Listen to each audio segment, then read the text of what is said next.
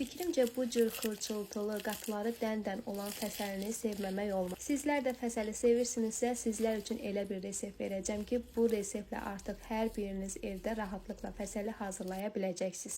Özü də ki, elə belə fəsəli yox, xırçıltılı, qatları dən-dən sayıla bilən fəsəli. Keçək xəmiri hazırlamağa. 4 stəkan un. Mən yarım çay qaşığı duz əlavə etmişdim, az oldu. Siz 1 çay qaşığı duz əlavə edin. Yarım çay qaşığı maya. Bəlkə də deyəcəksiniz fəsəliyə maya əlavə edərlər, amma maya əlavə etdikcə fəsəli daha gözəl, daha xırçıltılı alınır. Ona görə də maya əlavə etməyiniz məsləhət. Daha sonra isə 1,5 stəkan su əlavə edirik. Suyu az-az əlavə etməyiniz məsləhətdir, çünki unların tutumu müxtəlifdir. Xəmiri yoğurub yarım saatlıq dincəlməyə qoyuruq. Ardından isə 6 ədəd kiçik kündəyə ayırırıq. İlk kündədən götürüb kündələrin hər birini mənə rahat olsun deyə açıb kənara yığıb.